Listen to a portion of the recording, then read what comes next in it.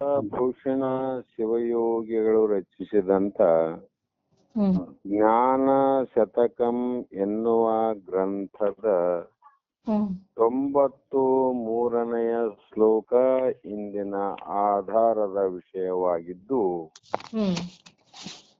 ಹಿಂದಿನ 92ನೆಯ ಸೂತ್ರದಲ್ಲಿ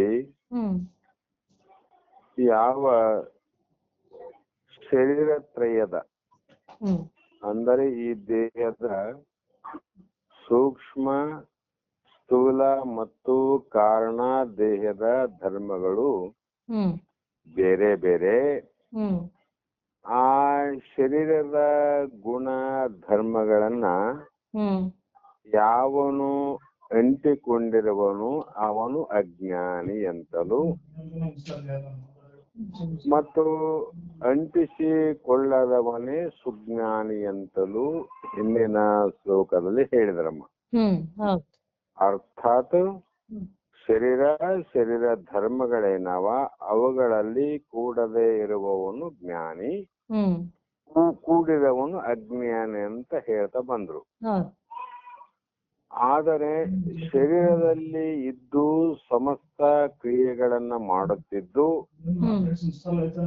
ಅವುಗಳ ಧರ್ಮಗಳು ನನಗೆ ಸಂಬಂಧವಿಲ್ಲವೆಂದು ಹೇಗೆ ತಿಳಿಯುವುದು ಅಂತ. ಸಹಜವಾಗಿ ಮನೆಯಲ್ಲೇ ನಾವು ಇದ್ದೀವಂದರೆ ಆ ಮನೆಯಲ್ಲಿ ನಡೆದು ಹೋಗುವಂತ ಎಲ್ಲಾ ಕ್ರಿಯೆಗಳಲ್ಲಿ ನಾವು ಭಾಗಿಯಾಗ್ತೀವಿ. ಆ ಮನೆಯಲ್ಲಿರುವಂತ ಎಲ್ಲರ ಸಂಬಂಧಗಳು ನಮಗ ಸಂಬಂಧ ಆಗ್ತವ, ನಾವು ಕೂಡ ಕೂಡಿದಂಗ ಆಗ್ತವ. ಸಾಮಾನ್ಯವಾಗಿ ಮನೆಯಲ್ಲಿ ಯಾರೋ ಒಬ್ಬರಿಗೆ ಆರೋಗ್ಯ ಸರಿ ಇಲ್ಲ ಅಂತ ಇಟ್ಕೊಳ್ಳಿ, ಆದ್ರೂ ಕೂಡ ಅವರು ಆರೋಗ್ಯ ಸರಿ ಇಲ್ಲ ಅಂದಾಗ ನಮಗೂ ಕೂಡ ಸ್ವಲ್ಪ ಅನಾರೋಗ್ಯ ಆದಂಗ ಆಗ್ತವ. ನಮಗೆ ಸುಖ ಸಂತೋಷಗಳು ನಮಗೆ ಇಲ್ದಂಗ ಆಗ್ತಾವ. ಯಾಕಂದ್ರೆ ಮನೆಯಲ್ಲಿ ಇದ್ದೀವಂದಲೆ ಆ ಮನೆಯ ಸರ್ವ ಕಾರ್ಯಗಳ ಸಂಬಂಧ ನಮಗಿರ್ತಾವ. ಅದೇ ರೀತಿ ಜ್ಞಾನಿ ಶರೀರದಲ್ಲಿ ಆನಂದಾಗ ಈ ಶರೀರವೆಂಬ ಮನೆಯಲ್ಲಿ ಇದ್ದಾಗ ಈ ಶರೀರದ ಸಮಸ್ತ ಅಂದ್ರೆ ಎಲ್ಲಾ ಕ್ರಿಯೆಗಳಮ್ಮ, ಶರೀರಕ್ಕೆ ಬರ್ತಕ್ಕಂತ ಜನನ ಮತ್ತು ಮರಣ ಇರ್ಲಿ, ವಿಕಾರ ಇರ್ಲಿ, ಇವೆಲ್ಲವೂ ಕೂಡ ಸಂಬಂಧ ಅವನಿಗೆ ಇಲ್ಲ ಅಂತ ಹೇಗೆ ತಿಳಿಯುವುದು? ಮನೆಯಲ್ಲಿ ಇದ್ದಾನ, ಮನೆ ಸಂಬಂಧ ಇಲ್ಲ ಅಂತ ಹೇಳಲಿಕ್ಕೆ ಅಸಾಧ್ಯ. ದೇಹದಲ್ಲಿ ಇದ್ದು ದೇಹದ ಸಂಬಂಧಗಳಿಗೆ ಅವನು ಕೂಡಿ ಇರುವುದಿಲ್ಲ ಅನ್ನುವುದು ಹೇಗೆ? ಮತ್ತು ಸಂಬಂಧವಿಲ್ಲದ ಬಳಿಕ ಯಾವ ಕೆಲಸಗಳನ್ನು ಮಾಡಬಾರದು. ಮನೆ ಸಂಬಂಧ ಇಲ್ಲ ಅಂದವನು ಮನೆಗೆ ಯಾವ ಕೆಲಸನ ಮಾಡಂಗಿಲ್ಲ ನೋಡಮ್ಮ. ಯಾರು ಹೇಳಿದ್ರು ಕೂಡ ನನಗ್ ಸಂಬಂಧ ಇಲ್ಲ, ಏನ್ ಕೆಲಸ ಹೇಳಿದ್ರು ನಮಗ್ ಗೊತ್ತಿಲ್ಲ ಅನ್ನುವಂತ ಭಾವವನ್ನ ನಾವು ಮಾಡ್ತೀವಿ. ಅದರಂಗ ಜ್ಞಾನಿಗೆ ಶರೀರದ ಸಂಬಂಧ ಇಲ್ಲ ಅಂದ್ರೆ ಅವನು ಏನನ್ನು ಮಾಡಬಾರದಾಗಿತ್ತು ಅಂದ್ರೆ ಶರೀರದಿಂದ ಮನ, ಬುದ್ಧಿ, ಚಿತ್ತ, ಅಹಂಕಾರದಿಂದ, ಇಂದ್ರಿಯಾದಿಗಳಿಂದ ಯಾವ ಕರ್ಮಗಳನ್ನು ಮಾಡುತ್ತಾ ನಾನು ಅವುಗಳಿಗೆ ಸಂಬಂಧವಿಲ್ಲವೆಂದು ಅರಿಯುವವರು ಯಾರು ದೇಹದಲ್ಲಿ ಎಂಬ ಪ್ರಶ್ನೆಗೆ ಬ್ರಹ್ಮ ವಿದ್ವರು ಮಾತ್ರ ದೃಶ್ಯ ಪದಾರ್ಥಗಳಿಗೆ ದೃಗ್ರೂಪನಾಗಿಯೂ ಅಸಂಗನಾಗಿಯೂ ಸರ್ವ ವ್ಯಾಪಕನಾಗಿಯೂ ನಾನು ಇರುವೆನು ಎಂದು ಅರಿಯುತ್ತಾನೆ. ಅದನ್ನೇ ಈ 93 ಶ್ಲೋಕದಲ್ಲಿ ಹೇಳುವ ಪ್ರಯತ್ನವನ್ನು ಮಾಡ್ತಾರಮ್ಮ. ಈ ಶ್ಲೋಕ ವಪುಷಾ ಪ್ರಯುತೇಷು ಅಹಂ ಯಥಾ ಅಸ್ಮಿನ್ ವಪುಷಿ ವ್ಯಾಪ್ತತಯಾ ಮೃಣೋಮಿ ಖಂ ವತ್ ತತ್ ಅಸ್ಯ ನಭಜೆ ಕ್ರಿಯಂ ಇವ ಯೇಷಾಂ ಇತಿ ಯಃ ವೇದ ಸಂ ಆತ್ಮ ವಿದ್ವರಿಯನ್ನಂತ ಶ್ಲೋಕ ಹೇಳಿದ್ರು. ಇದರ ತಾತ್ಪರ್ಯ ಏನಂದ್ರೆ, ನಾನು ಈ ಶರೀರದಲ್ಲಿ ವ್ಯಾಪಕನಾಗಿರುವಂತೆ ಸರ್ವ ಶರೀರಗಳಲ್ಲಿಯೂ ಆತ್ಮನಾಗಿ ಗಗನದಂತೆ ವ್ಯಾಪಕನಾಗಿರುವೆನು. ಅವನು ಹೇಗೆ ತಿಳ್ಕೊಂಡನಂದ್ರೆ, ನಾನು ಅಂದ್ರೆ ಯಾರು? ಪರಬ್ರಹ್ಮ. ನಾನು ಅಂದ್ರೆ ಪರಮಾತ್ಮ. ಆ ಪರಬ್ರಹ್ಮ ಹೇಗಿದೆ ಅಂದ್ರೆ, ಈ ನನ್ನ ಶರೀರದಲ್ಲಿ ಇರುವಂತೆ ಎಲ್ಲರ ಶರೀರದಲ್ಲಿ ವ್ಯಾಪಕನಾಗಿದ್ದಾನೆ. ನಮ್ಮ ಮನೆಯಲ್ಲಿ ಇರುವಂತ ಬಯಲೆ ಸರ್ವರ ಮನೆಯಲ್ಲಿ ಅದೇ ಬಯಲಿದೆ. ನಮ್ಮ ಮನೆಯಲ್ಲಿ ಬಯಲಿದೆ ನಮೀಗ, ಅದು ಎಲ್ಲಾ ಮನೆಯಲ್ಲಿ ಇರ್ತದ. ಅದರಂತೆ ನನ್ನಲ್ಲಿರುವಂತ ಆತ್ಮ ಸರ್ವ ಶರೀರಗಳಲ್ಲಿಯೂ ಅದು ಆತ್ಮನಾಗಿ ಇದು ಬಯಲು ರೂಪಾಗಿ ಎಲ್ಲರ ಮನೆಯ ಒಳಗಡೆ ಇದೆ, ಬಯಲು ರೂಪಾಗಿ ಎಲ್ಲರ ಮನೆಯ ಹೊರಗಡೆಯೂ ಇದೆ. ಅವರಂತೆ ಆತ್ಮನಾದ ನಾನು ಗಗನದಂತೆ ವ್ಯಾಪಕನಾಗಿರುವೆನು. ಆಕಾಶ ಎಲ್ಲಾ ಕಡೆ ವ್ಯಾಪಕವಾಗಿದೆ. ಇಂಥ ದೇಶದಲ್ಲಿ ಊರಲ್ಲಿ ಆಕಾಶ ಇಲ್ಲ ಅಂತ ಹೇಳಂಗಿಲ್ಲ. ಬೇರೆ ಬೇರೆ ಊರುಗಳಲ್ಲಿ ದೇಶಗಳಲ್ಲಿ ನಮ್ಮ ಭಾರತ ದೇಶದಲ್ಲಿ ಇರುವಂತ ವಸ್ತು ಅಮೇರಿಕದಲ್ಲಿ ಇಲ್ಲದೆ ಇರಬಹುದು. ಆಮೇಲೆ ಭಾರತದಲ್ಲಿರುವಂತ ವಸ್ತು ಚೈನಾದಲ್ಲಿ ಇಲ್ಲದೆ ಇರಬಹುದು. ಭಾರತ ದೇಶದ ಆಚಾರ ವಿಚಾರಗಳು ಇನ್ನೊಂದು ದೇಶದಲ್ಲಿ ಇಲ್ಲದೆ ಇರಬಹುದು. ನಮ್ಮ ಭಾರತದ ಯಾವುದೇ ಒಂದು ಬ್ರಹ್ಮಜ್ಞಾನವಲ್ಲಾಗಲಿ ನಮ್ಮ ಸಂಸ್ಕೃತಿಗಳಾಗಲಿ ಇವು ಬೇರೆ ದೇಶದಲ್ಲಿ ಬೇರೆಯಾಗಿ ಇರಬಹುದು. ಅದೇ ಪ್ರಕಾರ ಭಾರತ ದೇಶ ಅಮೇರಿಕದಲ್ಲಿಲ್ಲ, ಅಮೇರಿಕ ದೇಶ ಚೈನಾದಲ್ಲಿಲ್ಲ. ಆದ್ರೆ ಎಲ್ಲಾ ದೇಶಗಳಲ್ಲಿ ಆಕಾಶ ಮಾತ್ರ ಆದ್ ನೋಡಮ್. ಎಲ್ಲಾ ದೇಶದಲ್ಲಿ ಆಕಾಶ ಇಲ್ಲಂತ ಹೇಳಂಗಿಲ್ಲ. ಯಾಕೆ ಇದೆ ಅಂದ್ರೆ ಅದು ವ್ಯಾಪಕವಾಗಿ, ಆ ಕಾರಣ ಎಲ್ಲಾ ದೇಶದಲ್ಲಿ ಇರ್ಲಿಕ್ಕೆ ಬಂತು. ಆದರೆ ನಮ್ಮ ದೇಶದ ವಸ್ತುಗಳು ಅಥವಾ ಇನ್ನೊಂದು ದೇಶದ ವಸ್ತುಗಳು ಪದಾರ್ಥಗಳು ಹೇಗಿದ್ದಾವೆ ಅಂದ್ರೆ ಅವೆಲ್ಲವೂ ಕೂಡ ಬಹಳ ಅಪೂರ್ಣವಾಗಿರುವಂತ ವಸ್ತುಗಳು. ಆ ವಸ್ತುಗಳ ಅಳತೆಗೆ ಬಂದಂತ ವಸ್ತುವು. ಹಾಗಾಗಿ ಇಲ್ಲಿದ್ದದ್ದು ಅಲ್ಲಿಲ್ಲ, ಅಲ್ಲಿದ್ದದ್ದು ಇಲ್ಲಿಲ್ಲ. ಆಕಾಶ ಯಾಕೆ ವ್ಯಾಪಕವಾಗಿದೆ ಅಂದ್ರೆ ಇದು ಪರಿಪೂರ್ಣವಾದದ್ದು. ಅದು ಹೇಗೆ ಎಲ್ಲಾ ಕಡೆ ಇದೆ ಅದರಂತೆ ಸರ್ವ ಜೀವಗಳಿಗಳಲ್ಲಿಯೂ ಆತ್ಮ ವ್ಯಾಪಕವಾಗಿದ್ದು ಪರ ಶರೀರ ವ್ಯಾಪಾರಿಗಳಿಗೆ ನಾನು ಹೇಗೆ ದೃಗ್ರೂಪನು, ನನ್ನ ಶರೀರದಲ್ಲಿ ನಾನಿದ್ದು ಇನ್ನೊಬ್ಬರ ಶರೀರದಲ್ಲಿ ಏನೇನು ಆಗುತ್ತಿದೆ ಅನ್ನುವಂಥದ್ದನ್ನ, ಇನ್ನೊಬ್ಬರ ಶರೀರ ಹೇಗಿದೆ ಅನ್ನುವಂಥದ್ದನ್ನ ನಾನು ತಿಳಿತೀನಿಲ್ಲಮ್ಮ. ಅದು ಪಶುವಿಂದಿರ್ಬೋದು, ಹಸುವಿಂದಿರ್ಬೋದು, ಆನೆದಿರ್ಬೋದು, ಪ್ರತಿಯೊಂದು ಪಕ್ಷಿ ಪಕ್ಷಿಗಳ ಶರೀರವನ್ನ ಅಂದ್ರೆ ಪರಶರೀರವು. ಗಿಳಿ ನಾನಲ್ಲ, ಹಂದಿ ನಾನಲ್ಲ, ನಾಯಿ ನಾನಲ್ಲ, ಆದರೂ ನಾನು ಹಂದಿ, ನಾಯಿ, ಗಿಳಿಯ ಶರೀರಗಳನ್ನ ನಾನು ನೋಡುತ್ತೇನೆ. ನನಗೆ ಗೊತ್ತಾಗತ್ತಲ್ಲ, ಗಿಳಿ ಶರೀರ ಗೊತ್ತಾಗ್ತದ, ಅದರ ಆಹಾರ ವಿಹಾರ ಗೊತ್ತಾಗ್ತದ, ಅದರ ಬಣ್ಣ ಗೊತ್ತಾಗ್ತದ. ಇದೇ ಪ್ರಕಾರ ಸರ್ವ ಶರೀರಗಳನ್ನ ನಾನು ತಿಳಿಯುತ್ತೇನೆ. ಅಂದ್ರೆ ಆ ಎಲ್ಲಾ ಶರೀರಗಳು ನನಗೆ ತೋರ್ತಾವ, ಅವನ್ನ ನಾನು ನೋಡುತ್ತೇನೆ.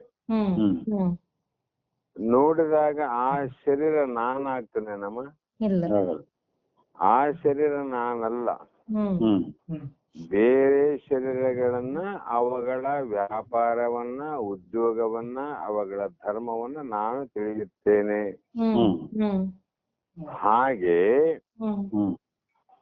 ಬೇರೆ ಶರೀರಗಳನ್ನ ನಾನು ತಿಳಿದುಕೊಂಡಂತೆ ನನ್ನ ಶರೀರದ ವ್ಯಾಪಾರದಿಗಳು, ನಮ್ಮ ಶರೀರದ ವ್ಯಾಪಾರ ಅವಲ್ಲ. ಕೈಯಿಂದ ಕೊಳ್ಳುವ ವ್ಯಾಪಾರ, ಕಾಲಿನಿಂದ ನಡೆಯುವ ವ್ಯಾಪಾರ, ಕಣ್ಣಿನಿಂದ ನೋಡುವ ವ್ಯಾಪಾರ, ಕಿವಿಯಿಂದ ಕೇಳುವ ವ್ಯಾಪಾರ, ಮತ್ತು ದೇಹಕ್ಕೆ ಬರುವಂತ ಬಾಲ್ಯ, ಯೌವನ, ವೃದ್ಧಾಪ್ಯದ ವ್ಯಾಪಾರ. ಇಷ್ಟಲ್ಲದೆ ಮನಸ್ಸಿನಲ್ಲಿ ಸೂಕ್ಷ್ಮವಾಗಿ ನಡೆಯುವಂತ ಕ್ರಿಯೆಗಳನ್ನು ತಿಳಿತೀವಿ ನಾವು. ಈಗ ನಾವು ಕೈಯಲ್ಲಿ ಏನ್ ಹಿಡಿದೇವಮ್ಮ ಅಂದ್ರೆ ಒಂದು ಗ್ರಂಥ ಹಿಡಿದೀವಿ ಅಂತ ಹೇಳಬಹುದು ನೀವು. ಈಗ ಕೈಯಲ್ಲಿ ಗ್ರಂಥ ಹಿಡಿದದ್ದು ಗೊತ್ತಾಗುತ್ತಿಲ್ಲ. ಅದರಂತೆ ಶರೀರದ ವ್ಯಾಪಾರಾದಿಗಳು ದೃಗ್ರೂಪವಿರುವವು. ಪುಸ್ತಕ ನಿಮ್ಗ ಹಿಡಿದು ಕಾಣಿಸ್ತದ, ಆದ್ರೆ ತಿಳಿಯೋರು ನೀವು. ಅದರಂತೆ ಮಂದಿ ಕೈಯಲ್ಲಿ ಗ್ರಂಥ ಹಿಡಿದಾಗನು ಕೈಯಲ್ಲಿ ಏನು ಹಿಡಿದಾರ ಅವ್ರಂದ್ರೆ ಒಂದು ಪುಸ್ತಕ ಇದೆ ಅವ್ರ ಕೈಯಲ್ಲಿ ಅಂತೀವಿ ನಾವು. ಪರರ ಕೈಯಲ್ಲಿ ಹಿಡಿದ ಪುಸ್ತಕ ನಾವು ತಿಳಿತೀವಿ. ಅದರಂತೆ ಈಗ ನಮ್ಮ ಕೈಯಲ್ಲಿ ಹಿಡಿದ ಪುಸ್ತಕವನ್ನು ನಾವು ತಿಳಿತೀವಿ. ಈ ರೀತಿ ಯಾವನು ತಿಳಿಯುತ್ತಾನೋ ಆತನು ಆತ್ಮ ವಿದ್ವರಿಯನು, ಅಂದ್ರೆ ಬ್ರಹ್ಮ ಜ್ಞಾನ ನಿಷ್ಠರಲ್ಲಿ ಶ್ರೇಷ್ಠನು. ಕಾರಣ ಅಜ್ಞನು ಅಂದ್ರೆ ಅಜ್ಞಾನಿಯು ತಾನಲ್ಲದ ತನು ಕರಣ ಗುಣ ಧರ್ಮಗಳನ್ನು ತಾನೆಂದು ಭಾವಿಸಿ ಅವುಗಳ ಹಾನಿ ವೃದ್ಧಿಗಳು ತನಗೆ ಆದವೆಂದು ಭಾವಿಸಿ ಭವ ಮರಣ ದುಃಖಕ್ಕೆ ಭಾಗಿಯಾಗುತ್ತಾನೆ. ಯಾರ ಮೈದಲ್ಲಿ ಭಾಗಿಯಾಗೋರು ಅಂದ್ರೆ ಅಜ್ಞಾನಿಗಳು.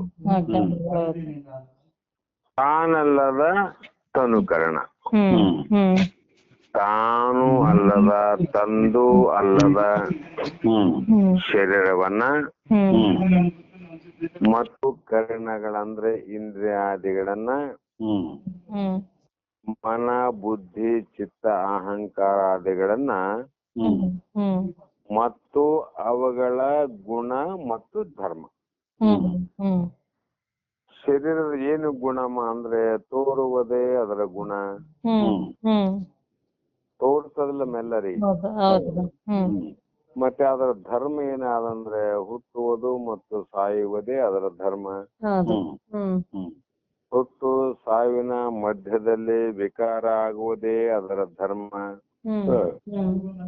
ಈ ರೀತಿ ಪಂಚ ಮಹಾಭೂತದ ಸ್ಥೂಲ ಶರೀರದ ಧರ್ಮಗಳನ್ನ,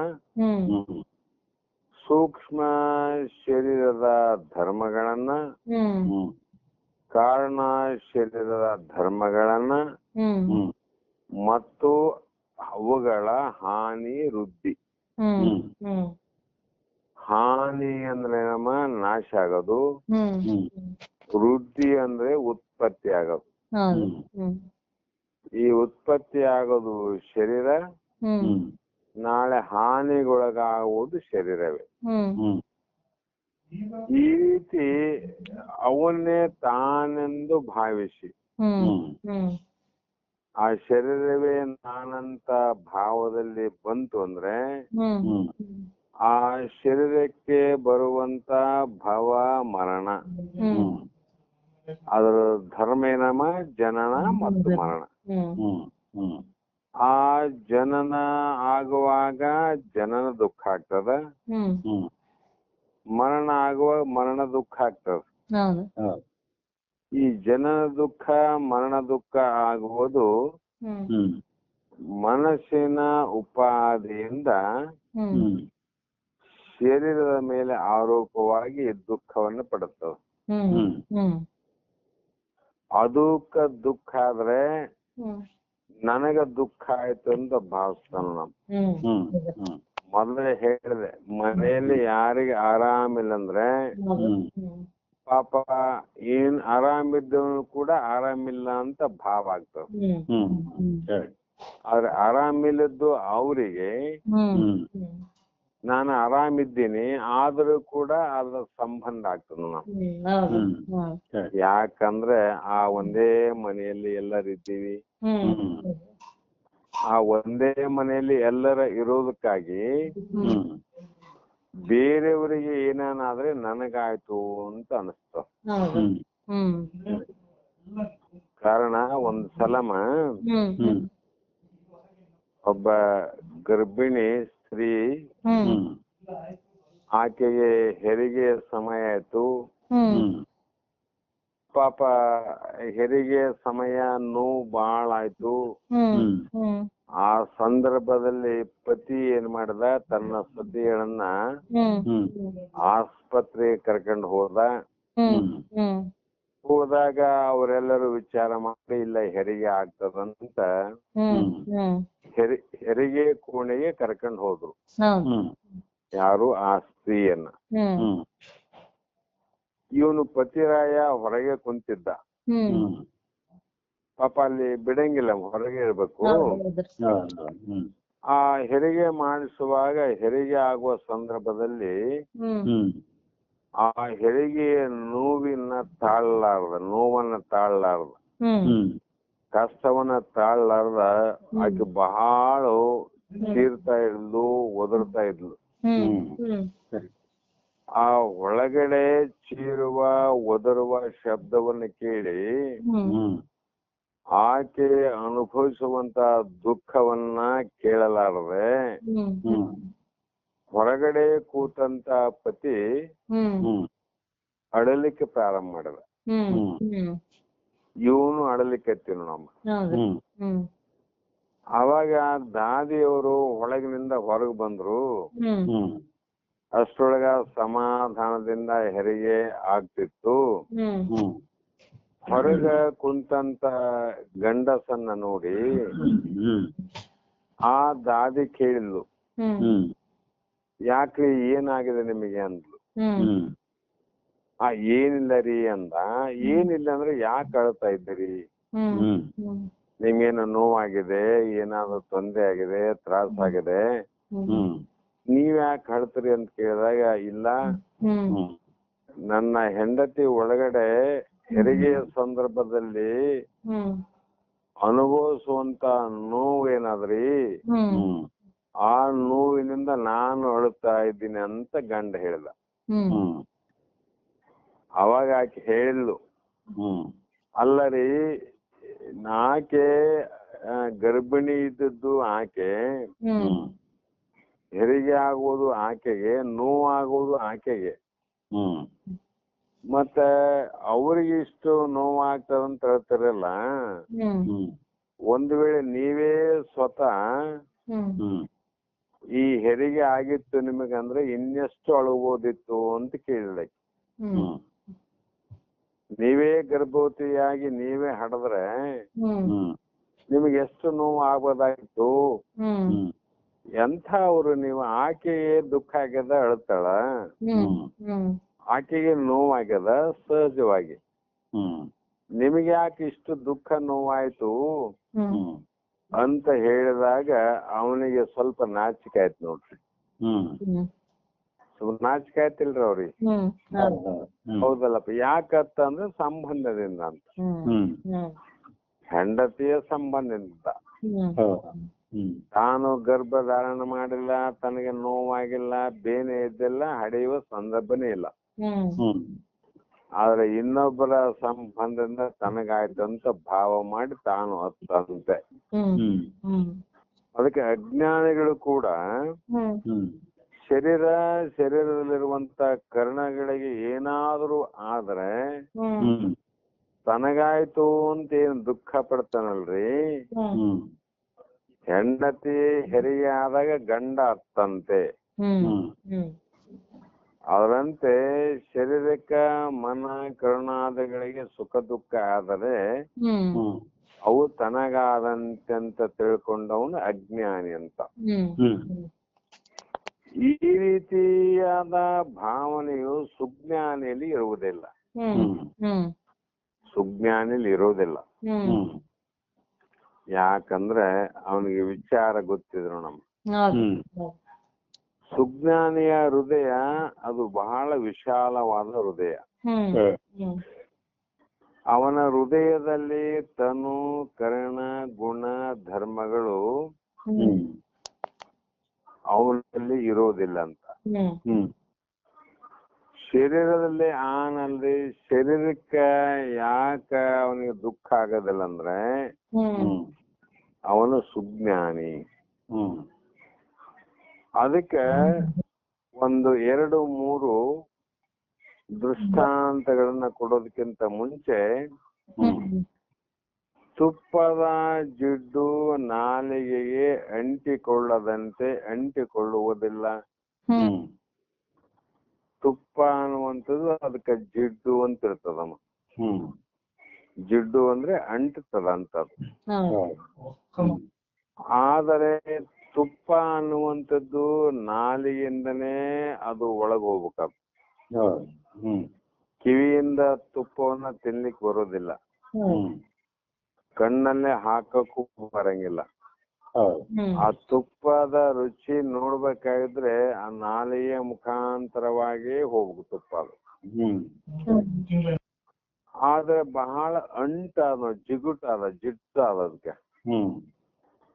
ಆದರೆ ಆ ನಾಲಿಗೆ ಒಳಗನೆ ಎಷ್ಟೇ ತುಪ್ಪ ತಿಂದ್ರು ಕೂಡ ಆ ನಾಲಿಗೆಗೆ ಅದು ಅಂಟೋದಿಲ್ಲ ನೋಡ್ರಿ. ಬಟ್ಟೆ ಮೇಲೆ ಬಿದ್ರೆ ಅಂಟದ, ಅಥವಾ ಮನೆ ಮೇಲೆ ಬಿದ್ರೆ ಅಂಟುತ್ತದ, ಪಾತ್ರೆಗೂ ಜಿಡ್ಡು ಅಂಟುತ್ತದ. ಆದ್ರೆ ನಾಲಿಗೆ ಮಾತ್ರ ಜಿಡ್ಡು ಅಂಟಂಗಿಲ್ಲ. ಅದ್ರಾಗ ತುಪ್ಪ ಇಲ್ಲಂತೇನು ನಾಲಿಗೆಯಲ್ಲಿ ತುಪ್ಪ ಅದ. ತುಪ್ಪವನ್ನ ಒಂದು ಚೂರು ಕೂಡ ಅಂಟದಂತೆ ಜ್ಞಾನಿ ಅಹಂ ಆಕಾಶವತ್ ಸರ್ವ ಬಹಿರ್ ಅಂತರ್ಗತೋ ಅಚ್ಯುತ ನಿಶ್ಚಲೋ ನಿರ್ಮಲೋ ದೇಹಿ ಸರ್ವಂ ವ್ಯಾಪ್ತಿ ನಿರಂಜನಂ. ಇದಕ್ ಪ್ರಮಾಣ ಕೊಟ್ರು ನೋಡ್ರಿ. ನಾನು ದೇಹದೊಳಗ ಹೆಂಗಂದ್ರ ತುಪ್ಪದ ಒಳಗೆ ನಾಲಿಗಿದ್ದಂಗಂತ. ತುಪ್ಪವನ್ನ ಅಂಟಿಸಿಕೊಳ್ಳುವುದೆಲ್ಲ ಆ ನಾಲಿಗೆ. ಅದರಂತೆ ಜ್ಞಾನಿ ನಾನು ಅಂದ್ರೆ ನಾನು ಆತ್ಮ, ನಾನು ಆಕಾಶದಂತೆ ಸರ್ವ ಶರೀರಗಳಲ್ಲಿ, ಮನೆಯ ಒಳಗ ಸರ್ವರ ಮನೆಯಲ್ಲಿ ಒಳಗ ಮತ್ತು ಹೊರಗಡೆ,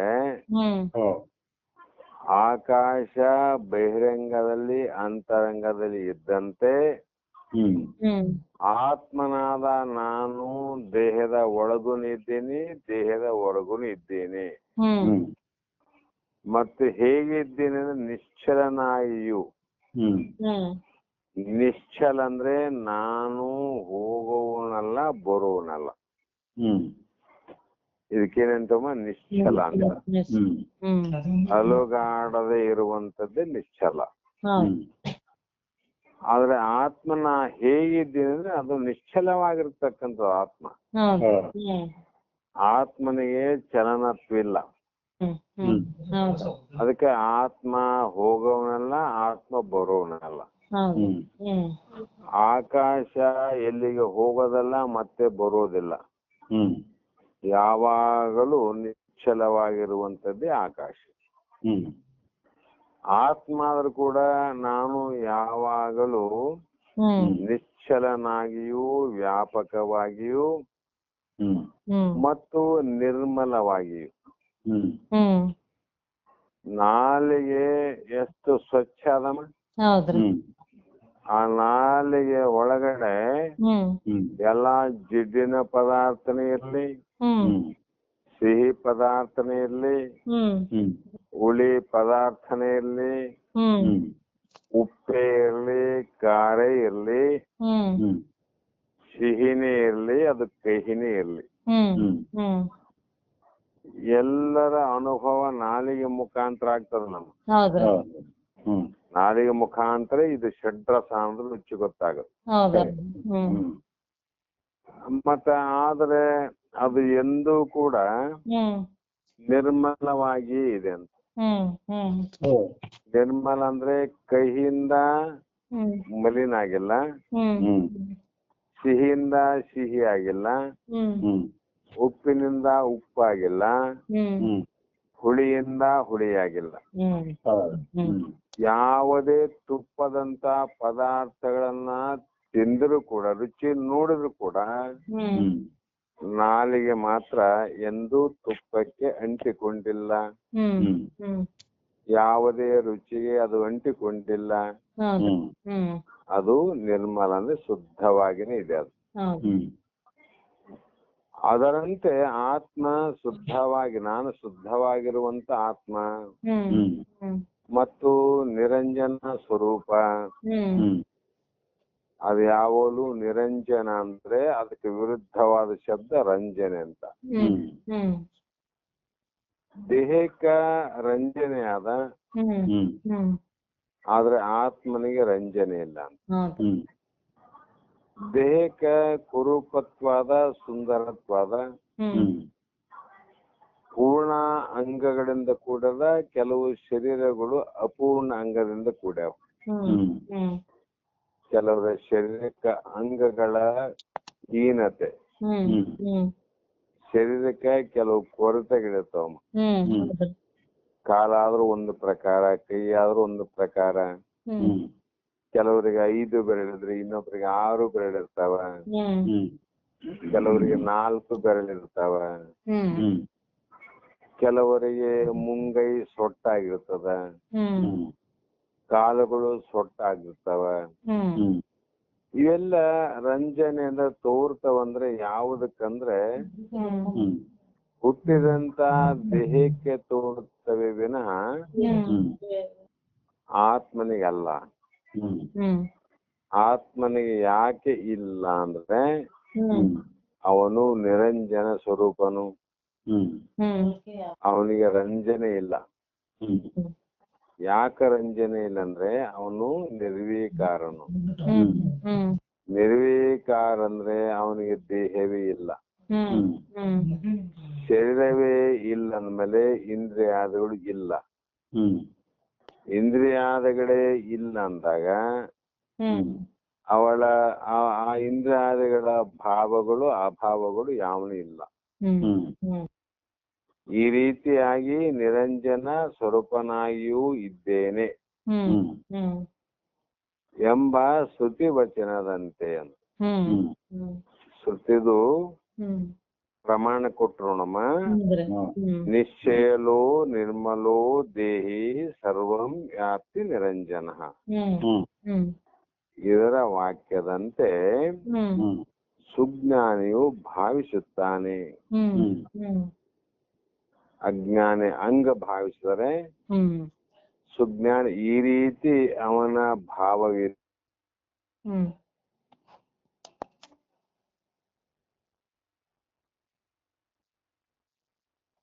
ಹಲೋ